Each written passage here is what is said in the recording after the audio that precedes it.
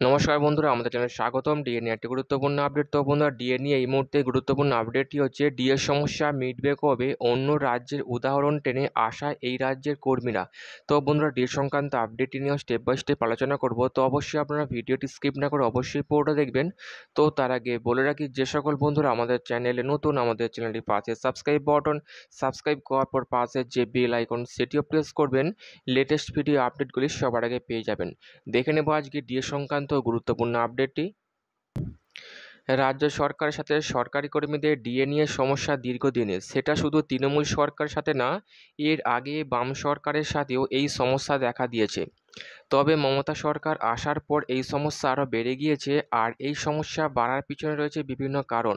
তার মধ্যে অন্যতম হলো বকেয়া ডিএ অনেকটা বেড়ে যাওয়া ও মুখ্যমন্ত্রীর রাজ্য সরকারি কর্মীদের প্রতি বিভিন্ন সময় বিভিন্ন মন্তব্য করা।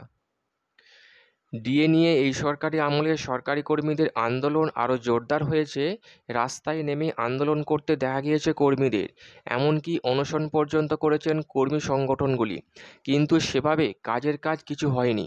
সরকারের তরফে কর্মীদের সামান্য কিছু ডিএ বাড়লেও বকেয়া থেকেই গিয়েছে অনেকটাই। ফলে এই সমস্যা সমাধানের জন্য আদালতে যেতে হচ্ছে দুই পক্ষকেই। ডিএ সরকারি কর্মীদের অধিকার, আর সেটা কিছুতেই মানবেন না মমতা বন্দ্যোপাধ্যায়ের সরকার। সরকারের পক্ষ থেকে বারংবার আদালতকে বলা হয়েছে কর্মীদের ডিএ দেওয়ার মতো কাটা সরকারি কোষাগারে নেই।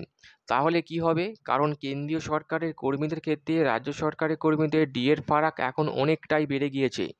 আর এই সমস্যা শুধু এই রাজ্যের নয়, ভারতের বিভিন্ন রাজ্যে কম বেশি ডিএ সমস্যা আছে। কিন্তু আমাদের রাজ্যের সরকারি কর্মীদের অভিযোগ, আমাদের রাজ্যে তৃণমূল সরকার তাদের ডিএ নিয়ে সেভাবে ভাবেন না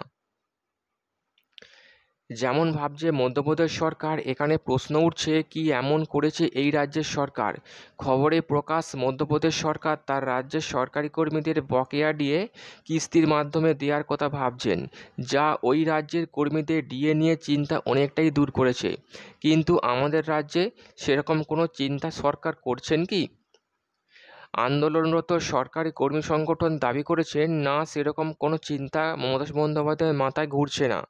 তবে তার আশা করছেন আগামী দিনে এই শুভ চিন্তা মুখ্যমন্ত্রীর মাথায় অবশ্যই প্রবেশ করবে, আর সেটা তিনি করে দেখাবেন। কিন্তু সেটা কবে, তা একমাত্র বলতে পারবেন সময়।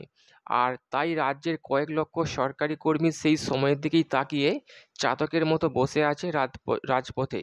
তো বন্ধুরা, এই ছিল ডিএ সংক্রান্ত গুরুত্বপূর্ণ আপডেট। কেমন লাগলো কমেন্ট করে লাইক করতে ভুলবেন না।